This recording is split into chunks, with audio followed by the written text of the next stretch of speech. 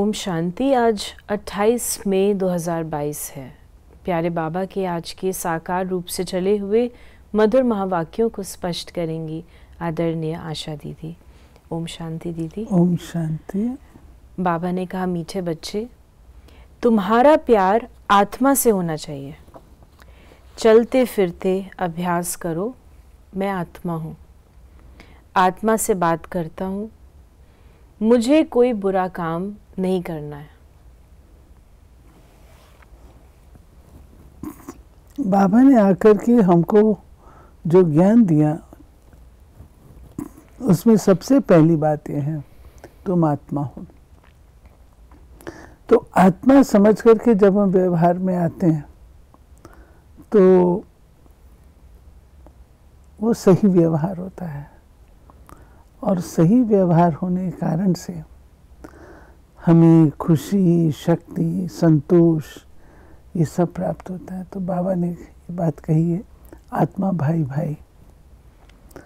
प्रश्न है, बाप द्वारा रचा हुआ यज्ञ जब तक चल रहा है तब तक ब्राह्मणों को बाप का कौन सा फरमान जरूर पालन करना है? बाप का फरमान है, बच्चे, जब तक ये रुद्र यज्ञ चल रहा है तब तक तुम्हें पवित्र जरूर रहना है। तुम ब्रह्मा के बच्चे, ब्रह्मा कुमार कुमारी कभी विकार में नहीं जा सकते। अगर कोई इस फरमान की अवज्ञा करते हैं तो बहुत कड़े दंड के भागी बन जाते हैं। अगर किसी में क्रोध का भी भूत है तो वो ब्राह्मण नहीं। ब्राह्मणों को देही अभिमानी रहना है, कभी विकार के वशीभूत नहीं होना है। बाबा ने बताया कि ब्राह्मण माना पवित्र, और ये यज्ञ जो है वो पवित्र ब्राह्मण ही संभालते हैं। तो पवित्र माना पवित्र भी, और पवित्र माना क्रोध से मुक्त भी, क्योंकि काम, क्रोध, लोभ, अहंकार कोई भी अंश होगा तो पवित्रता तो नहीं होगा। गीत है, ओ दूर के मुसाफिर, दूर के मुसाफिर को तुम ब्राह्मणों के बिगर कोई भी मनुष्य मात्र जानते नहीं है। बुलाते हैं, हे परम धाम में निवास करने वाले परम पिता परमात्मा आओ। पिता कहते हैं, परंतु बुद्धि में नहीं आता कि पिता का रूप क्या है, आत्मा क्या है। भल समझते हैं आत्मा भ्रुकुटी के बीच सितारे समान रहती है, बस और कुछ नहीं जानते। हमारी आत्मा में 84 जन्मों का पाठ भरा हुआ है। एक्चुअली आत्मा का ज्ञान किसी ने दिया ही नहीं। आत्मा ज्योति बिंदु है, भ्रुकुटी के मध्य रहती है, ये बात ठीक, लेकिन आत्मा है क्या, करती क्या है, उसका पाठ क्या है, 84 जन्मों का पाठ उसमें है, ये कुदरती बातें कोई ने नहीं बताई। आत्मा का ज्ञान दिया ही नहीं कोई ने। फिर बाबा ने कहा कि आत्मा इस शरीर में कैसे प्रवेश करती है ये भी नहीं जानते। जब अंदर चुरपुर होती है तो तब पता पड़ता है कि आत्मा ने प्रवेश किया। फिर जब परम पिता परमात्मा कहते हैं तो ये भी आत्मा ही पिता कहती है। आत्मा जानती है ये शरीर लौकिक पिता का है, हमारा बाप तो वो निराकार है।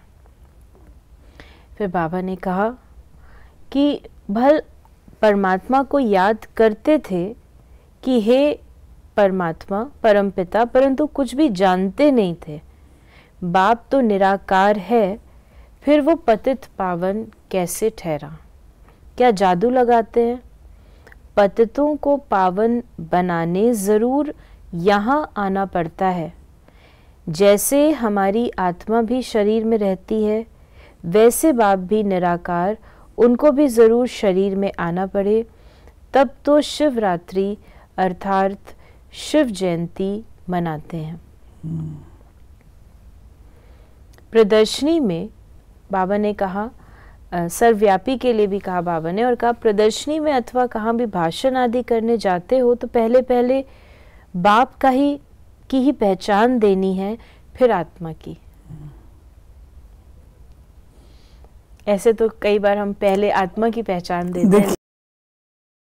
प्रदर्शनी में जो चित्र होते हैं ना, उसमें सबसे पहले श्री लक्ष्मी से नारायण का होता है, उसके बाद शिव बाबा का होता है, उसके बाद सर्वात्माओं के पिता का होता है, उसके बाद परम धाम का होता है, फिर आत्मा का आता है। तो इसलिए बाबा की लहर है कि आत्मा को जब अपने पिता का परिचय मिलता है तो वो आत्मा जो है प्रफुल्लित होती है, खुश होती है। दीदी अभी हम देखते हैं, जैसे अभी बाबा कह रहे हैं, कई बार सेंटर्स पर भी छोटे या कभी प्रदर्शनी में भी कई चित्र नहीं रखे होते हैं, तो कौन से वो मुख्य चित्र हैं जो आपको लगता है होने चाहिए सदैव? देखिए, शिव बाबा का होना चाहिए, लक्ष्मी नारायण का होना चाहिए, सर्व आत्माओं के पिता का होना चाहिए, शिव शंकर का होना चाहिए, त्रिलोक का होना चाहिए, सर्वव्यापी का होना चाहिए, और फिर आपका आत्मा का होना चाहिए। त्रिमूर्ति, झाड़, गोला और सीढ़ी, सारे ही है। ये 4 चित्र तो होने ही चाहिए। और जो मूल चीज़ है गीता का भगवान, मनुष्य, आत्मा, 84 लाख योनियाँ, ये तो होने ही चाहिए। यानी सारे ही चित्र होने चाहिए? होने चाहिए। नहीं, इसके अतिरिक्त देखिए आजकल क्या प्रदर्शनी लगाते हैं, व्यसन मुक्ति की, ये वो, ये ज्ञान तो दुनिया को भी है। तंबाकू से क्या होगा, ये ज्ञान तो दुनिया को भी है। शराब पीने से दुनिया को भी है। इंजीनियरिंग का बना करके लगा देते हैं सब, मतलब सारा उसको वो करके, लेकिन जो सॉलिड ज्ञान है वो नहीं देते हैं। हमको तो बाबा ने सॉलिड ज्ञान दिया जो बाद में अन्य विंग्स में जाकर के अप्लाई कर दिया हमने, तो वो ज्ञान थोड़ी ओरिजिनल हो गया। ओरिजिनल ज्ञान तो जो है वही देना चाहिए। यानी हमें जब हम ठोस ज्ञान का जब हम प्रदर्शनी और जो सेवा केंद्र पर हो तो ये सारे चित्र होने ही चाहिए। कई बार लोग उसको मॉडिफाई कर देते हैं या नहीं रखते, 1-2 ओमिट कर देते हैं, अंदर रख देते हैं, तो ये नहीं करना चाहिए। ये तो कायरता है। क्यों अंदर रखते हैं? बाबा का ज्ञान क्यों नहीं स्पष्ट करते हैं? फिर बाबा ने कहा कि आत्मा तो भ्रुकुटी के बीच रहती है, उसमें ही सारे संस्कार रहते हैं। शरीर तो खलास हो जाता है, तो जो कुछ करती है वो आत्मा ही करती है। शरीर के ऑर्गन्स आत्मा के आधार पर ही चलते हैं। आत्मा रात को अशरीरी हो जाती है। आत्मा ही कहती है आज मैंने आराम बहुत अच्छा किया है, आज मुझे आराम नहीं आया, मैं इस शरीर द्वारा ये धंधा करता हूँ। ये तुम बच्चों को आदत पड़ जानी चाहिए। आत्मा शरीर से निकल जाती है तो उनको मुर्दा कहा जाता है। नहीं, आत्मा पर सारा मदार है। आत्मा अंदर होती है तो शरीर चलता फिरता है, आत्मा नहीं है तो शरीर डेड हो जाएगा। आत्मा ही, अब आप रोबोट बना लीजिए सारे काम करने वाले, लेकिन आप उसमें इमोशंस कहाँ से लाएंगे? रोबोट में कहाँ से लाएंगे? इमोशंस तो कोई शरीर में तो है नहीं। टेस्ट ट्यूब बेबी बना लीजिए आप, उसमें आप जो प्यार है, मोहब्बत है, शांति है, सुख है, ये फीलिंग आप कहाँ से लाएंगे?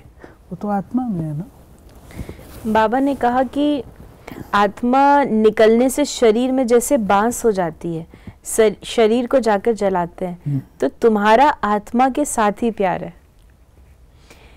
फिर बाबा ने कहा कि मुझ आत्मा को मेहनत सारी इसमें है, आत्म अभिमानी बनने में। मुझ आत्मा को इन ऑर्गन्स द्वारा कोई भी बुरा काम नहीं करना चाहिए, नहीं तो सज़ा खानी पड़ेगी। भोगना भी तब भोगी जाती है जब आत्मा को शरीर है, बिगर शरीर आत्मा दुख भोग न सके।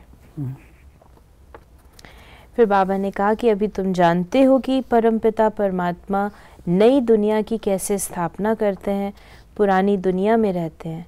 देखो कैसी युक्ति है, उन्होंने तो प्रलय दिखा दी।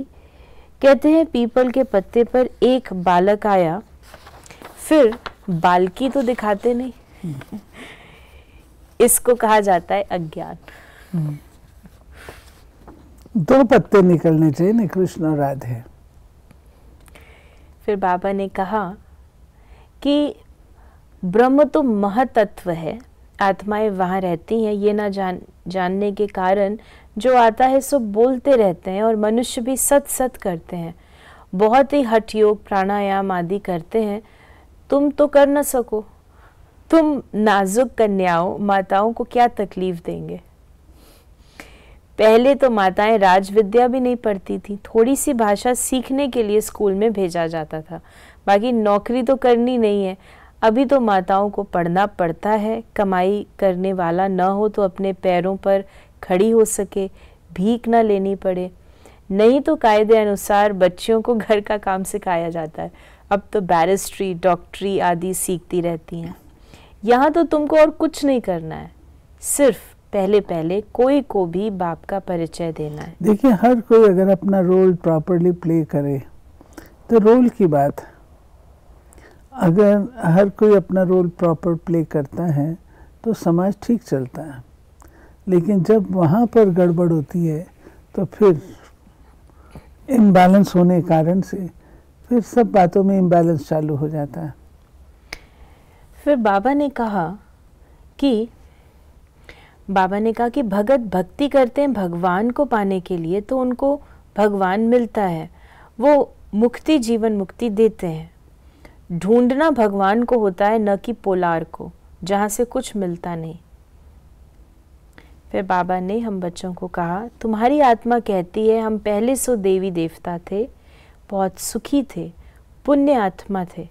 इस समय हम पाप आत्मा बन पड़े हैं, क्योंकि ये रावण राज्य है, ये रावण की मत पर है। तुम हो ईश्वरीय मत पर। रावण भी गुप्त है तो ईश्वर भी गुप्त है। अभी ईश्वर तुमको मत दे रहे हैं, रावण कैसे मत देते हैं? रावण का कोई रूप तो है नहीं, ये तो रूप धरते हैं। रावण के तो सभी रूप हैं। जानते हैं हमारी आत्मा में 5 विकार हैं। फिर बाबा ने कहा कि ब्रह्मा के बच्चे, ब्रह्मा कुमार कुमारियां कब विकार में नहीं जा सकते। बाप ने फरमान किया है, तुम कब विकार में नहीं जाना, नहीं तो बहुत दंड के भागी बन जाएंगे। विकार में गया तो सत्यानाश हुई। वो ब्रह्मा कुमार कुमारी नहीं, परंतु शूद्र मलेच्छ है। क्योंकि जो अपने धर्म से बिगड़ के जाएगा, धर्म का पालन नहीं करेगा, तो उसको यही टाइटल मिलेगा। बाबा हमेशा पूछते हैं, तुमने पवित्र रहने की प्रतिज्ञा की है? अगर बाप से प्रतिज्ञा कर ब्राह्मण बन फिर विकार में गए तो चंडाल का जन्म पाएंगे। फिर बाबा ने हम बच्चों को कहा कि बाप तो देही अभिमानी बनाते हैं, कभी क्रोध नहीं करना है। उसी समय तुम ब्राह्मण नहीं चंडाल हो, क्योंकि क्रोध का भूत है। भूत मनुष्य को दुख देते हैं। बाप कहते हैं ब्राह्मण बनकर कोई शैतानी काम नहीं करना, विकार में जाने से यज्ञ को तुम अपवित्र बनाते हो, इसमें बड़ी खबरदारी रखनी है। ब्राह्मण बनना कोई मासी का घर नहीं है। फिर बाबा ने आज हमें वरदान दिया, चित्त की प्रसन्नता द्वारा दुआओं के विमान में उड़ने वाले संतुष्ट मणि भव। संतुष्ट मणि उसे कहा जाता है जो स्वयं से, सेवा से, सर्व से संतुष्ट हो। तपस्या द्वारा संतुष्टता रूपी फल प्राप्त कर लेना, यही तपस्या की सिद्धि है। संतुष्ट मणि वो है जिसका चित्त सदा प्रसन्न हो। प्रसन्नता अर्थात दिल दिमाग सदा आराम में हो, सुख चैन की स्थिति में हो। ऐसी संतुष्ट मणियाँ स्वयं को सर्व की दुआओं के विमान में उड़ता हुआ अनुभव करेंगी। और स्लोगन है, सच्चे दिल से दाता विधाता वरदाता को राजी करने वाले ही रूहानी मौज में रहते हैं। ये थे बाबा के आज के मधुर महावाक्यों का स्पष्टीकरण। यदि आपके मन में कोई भी सवाल है तो मैसेज या व्हाट्सएप करें 8826599309 पर। ओम शांति।